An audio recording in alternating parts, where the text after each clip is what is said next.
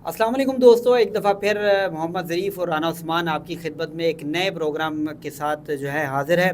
Capital insight के इस programme में इस्लामाबाद में होने वाली अहम डेवलपमेंट जो है उसके हवाले से और क्राइम के हवाले से अपने व्यूवर्स को जो है हम अपडेट करते हैं। आज की जो डेवलपमेंट है वो इस वक्त ये सूरत हाल है कि वफाकी दारुल हुकूमत में एक बड़ा धरना जो कई सालों बाद दोबारा खादिम रिजवी साहब के बाद अब जो है तरीके लब्बैक पाकिस्तान की जानिब से एक साद रिजवी जो कि खादिम रिजवी के बेटे हैं उनकी क़यादत में एक धरना जो है फैज़ाबाद पर बैठा है। मेरे साथ मोहम्मद ज़रीफ़ हैं। हम आज इस धरने पर गुफ्तगू करेंगे कि कैसे इस धरने के शुरा को आज हम डिबेट करेंगे आपस में। आप क्या समझते हैं कि ये धरना जो आया है, ये धरना सही आया या गलत आया? देखें, इस धरने को सही या गलत तो नहीं कह सकता। जो इसका मोटो है, जैसे कि फ़लस्तीनियों के हवाले से और गज़ा में जो शहादतें हो रही हैं फ़लस्तीनियों के, उनके हवाले से इनका मोटिव है कि उनको खुराक पहुंचाई जाए। मुतालबा जो इनके तीन मुतालबात जो है राना उस्मान वो सामने आ रहे हैं, जो हम अपने नाज़रीन को बता दें। मेनली इनका जो तीन मुतालबात हैं वो क्या क्या है।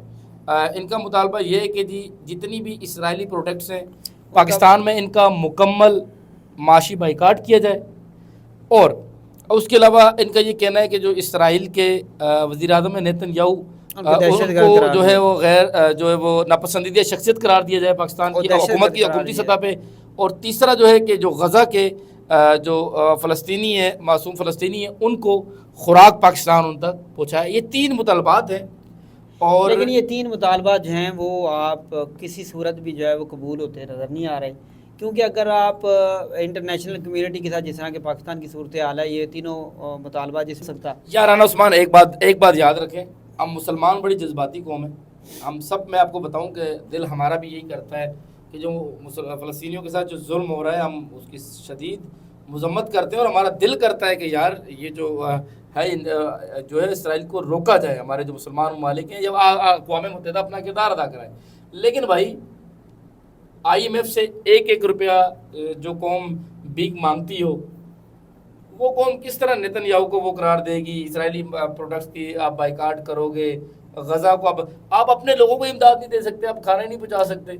मुतालबात तो ठीक है, लेकिन आप अपने मुल्क की हालत तो लेकिन देखें, मुतालबात तो बिल्कुल ठीक हैं। सबसे पहले जो एक बात आती है कि ये शुरा पहुँच कैसे के, आप मुझे ज़रा बताएं ये शुरा इधर तक फैला। राना साहब, जिस वक्त इस मुल्क की अहम तरीन शख्सियत की तैनाती हुई थी पाकिस्तान में, तो मैं अपने दफ्तर बैठा था तो एक रिलीज़ आई थी।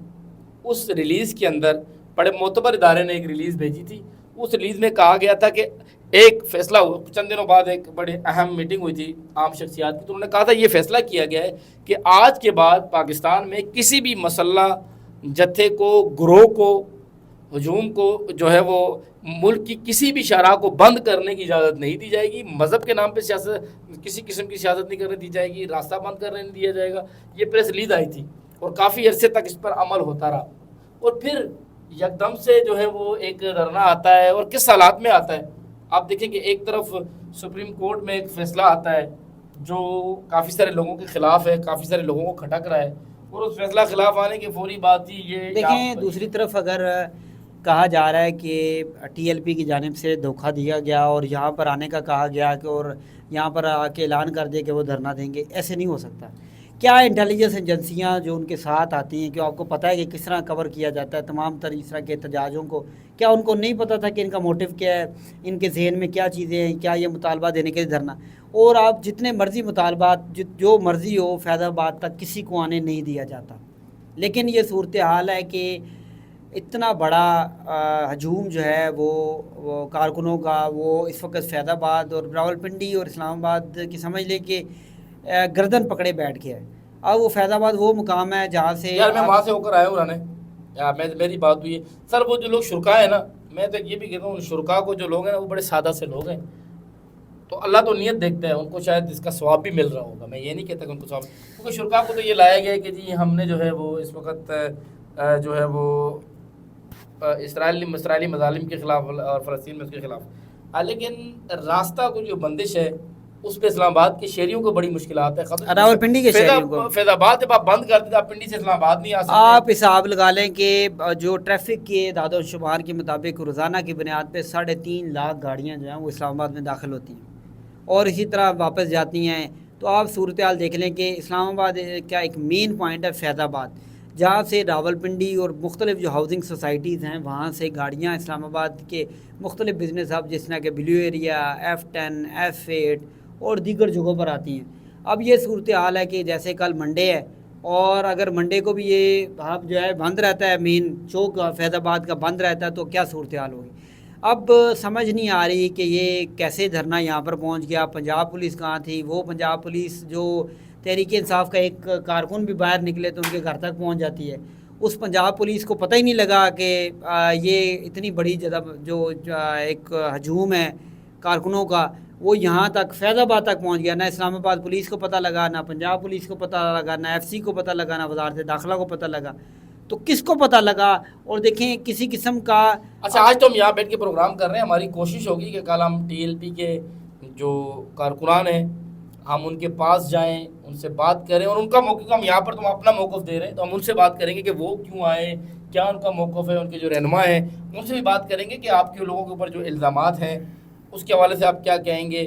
تو انشاءاللہ جو ہے ہماری کوشش ہوگی کہ TLP کے رہنماؤں سے بھی ملیں. اور لیکن ایک بات بڑی کنفرم ہے جی کہ یہ لوگ یہاں پر آئے ہوئے ہیں. پاکستان میں جب بھی فیض آباد کے مقام پہ جو ہے اسلام آباد میں جب لوگ آتے ہیں تو نظام زندگی خاصا برہم ہو جاتا ہے. اور اچھا رانا عثمان، ایک چیز یہ بھی کہی جا رہی ہے کہ یار جو ججز ہیں ان پہ دباؤ ڈالنے کے لیے بھی اس طرح کی باتیں بھی کی جا رہی ہیں. آپ اس پہ کتنا یقین رکھتے ہیں؟ دیکھیں جی، ججز پہ جو فیصلہ آنا تھا وہ آ گیا فیصلہ، کیا دباؤ ڈالیں گے. اب حکومت ایک ریویو پٹیشن جو ہے وہ اس جو مخصوص نشستوں والے کیس میں ڈالنے جا رہی ہے. پہلے فل کوڈ تھا، آپ کتنا دباؤ ڈالیں گے کسی کے اوپر. دیکھیں ایک دن ایک جو ڈیٹرنس کا بیلون ہے اس میں سے ہوا نکلنی ہے، آج نہیں، کل نہیں، پرسوں نہیں. تو آپ صورتحال دیکھ لیں کہ وہ ڈیٹرنس کے بیلون سے آہستہ آہستہ ہوا نکل رہی ہے اور وہ وقت آئے گا کہ ایک دم ساری ہوا نکل جائے گی. دیکھیں کب تک آپ کسی کو دباؤ میں رکھ سکتے ہیں. ایک وقت آئے گا کہ اس دباؤ سے نکلنا. آپ نیلسن منڈیلا کی دیکھیں ایک مثال دیکھ لیں، کتنے سال اس کو جیل میں رکھا گیا. ایک وقت آیا کہ اس کو رہا کرنا پڑا.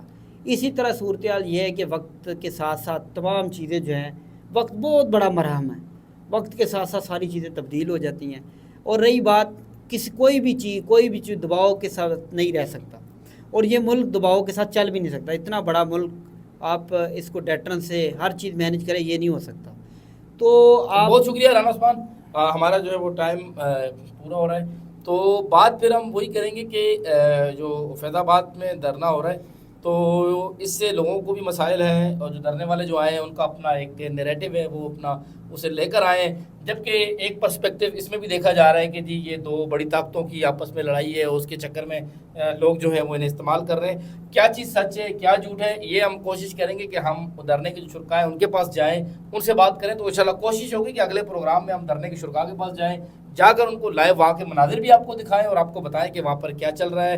اور اب تک کے لیے جو ہمارا پروگرام ہے اس کے حوالے سے یہ ریکویسٹ ہے کہ جو لوگ ہمارا پروگرام دیکھ رہے ہیں ان سب سے درخواست ہے کہ ہمارے چینل کو سبسکرائب کر لیں. اسلام آباد اور راولپنڈی میں ہونے والی کیپٹل ٹیریٹری میں ہونے والی جو جتنی بھی اپڈیٹس ہیں انشاءاللہ اس سے ہم آپ کو آگاہ کرتے رہیں گے. اور ہمارے چینل میں کے اوپر جو بیل آئیکن ہے اس کے اوپر کلک کریں تاکہ آئندہ آنے والی جو ہماری تمام ویڈیوز ہیں وہ بھی آپ تک پہنچ سکے. تو انشاءاللہ اس طرح کے معلوماتی اور پروگرام جو اچھے پروگرام ہیں کوشش ہوگی ہماری کہ ہم آپ تک سچ پہنچائیں. ہماری یہی موٹو ہے کہ یوٹیوبرز میں جو ہے وہ اکثر یوٹیوبرز جو ان کی اکثریت جھوٹ بولتی ہے. ہم جھوٹ نہیں بولیں گے، جو سچی خبر ہوگی وہ آپ کو یوٹیوب پر کے اس پلیٹ فارم پہ آپ کو پہنچائیں گے. بہت شکریہ. اللہ حافظ. اللہ حافظ.